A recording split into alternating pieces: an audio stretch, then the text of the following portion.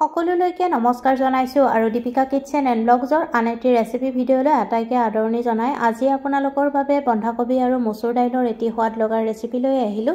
আশা কৰোঁ আপোনালোকৰ ৰেচিপিটো চাই ভাল লাগিব আৰু যদি ভাল লাগে ভিডিঅ'টোত লাইক কমেন্ট শ্বেয়াৰ আৰু দীপিকা কিচেন চেনেলটো সাবস্ক্ৰাইব কৰি ৰাখিব। আহক ৰেচিপিটোৰ মাজলৈ যাওঁ।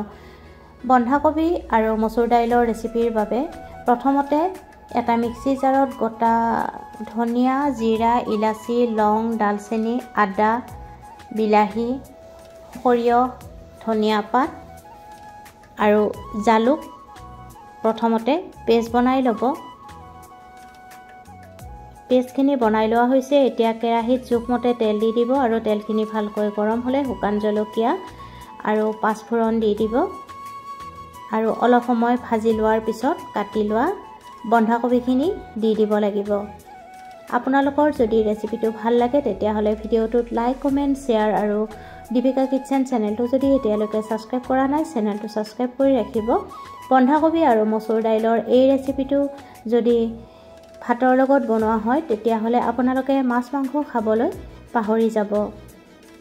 ভালকৈ বন্ধাকবিখিনি ভাজি ল'ব। এতিয়া তাত ধুই পখালি কোমলাই লোৱা মচুৰ দাইলখিনি দি দিব লাগিব আৰু দাইলখিনি দিও ভালদৰে ভাজি ল'ব।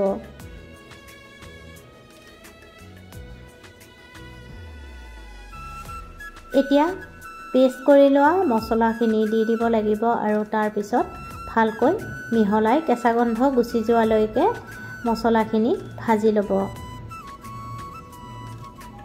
এতিয়া সোৱাদমতে নিমখ আৰু হালধি গুড়ি দি দিব আৰু তাৰ পিছত লৰাই ভাজিব।